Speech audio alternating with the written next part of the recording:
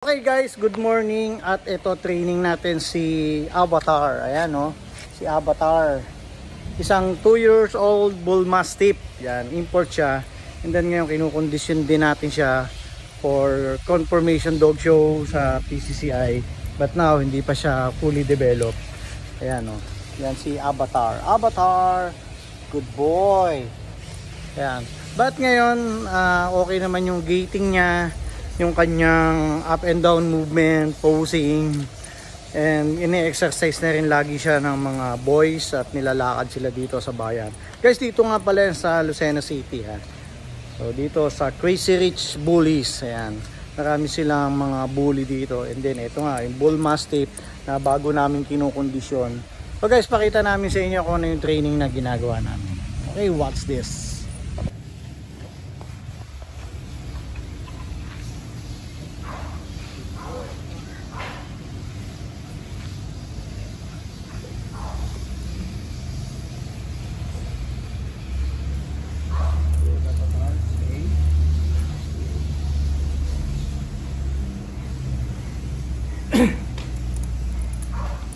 So guys, ito tine-training natin siya ng ganitong klase ng position para gumanda yung kanyang shoulder.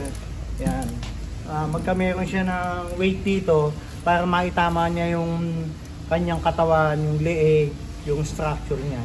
Kasi syempre kasama yan sa training na ginagawa natin sa kanya.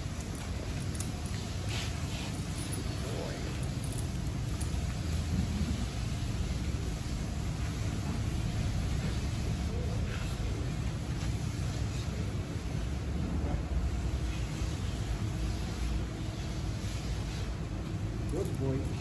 Stay. Good. Good. Very good. Stay. Stay, Avatar. Stay, Avatar.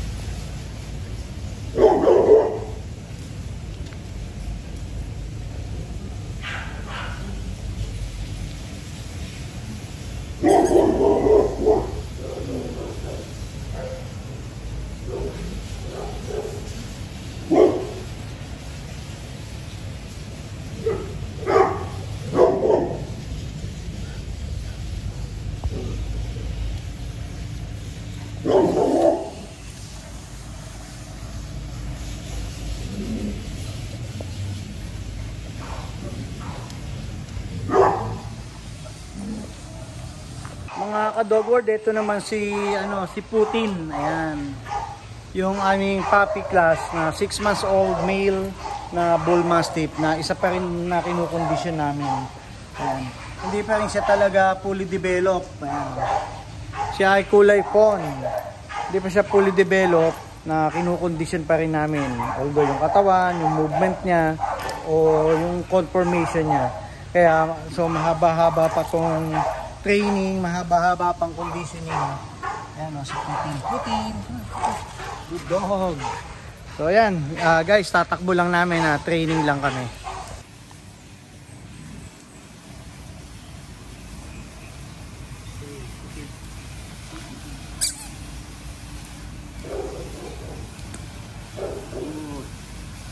Good boy. Good boy.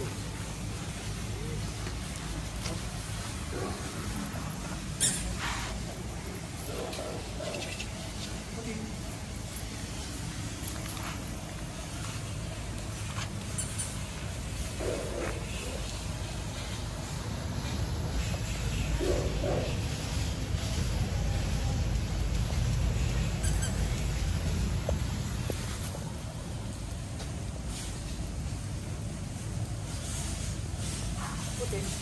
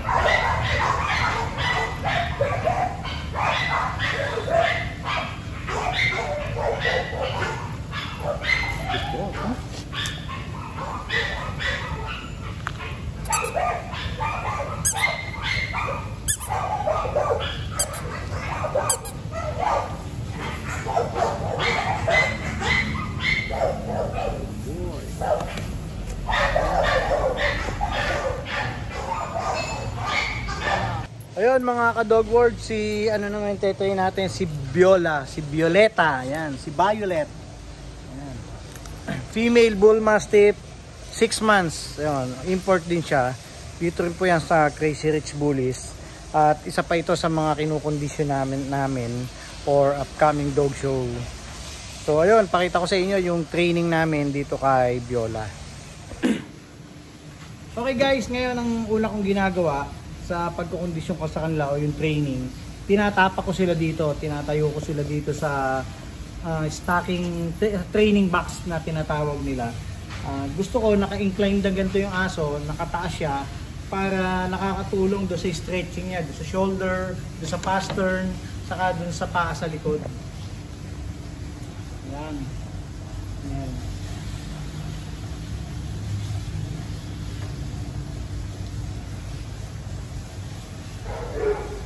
So at the same time, yung top play niya nade-develop din, lumalakas din yung top play niya pag naka-inclined yung aso, yan, pag sa training na ganito.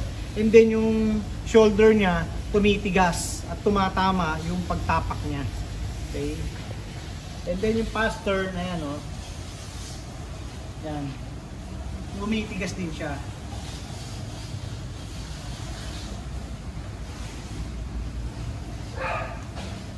Yan. Guys, ito si Viola. Good boy.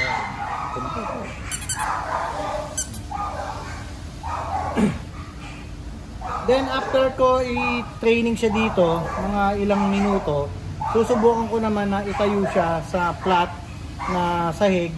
Tingnan natin kung ano yung posture niya doon. Okay.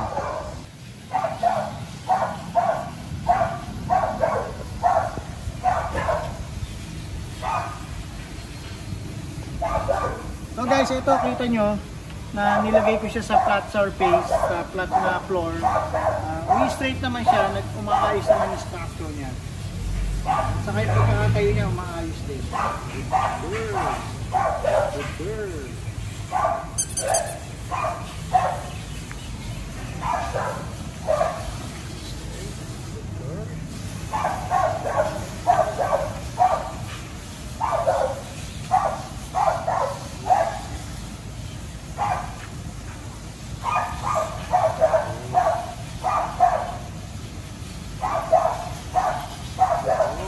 Okay.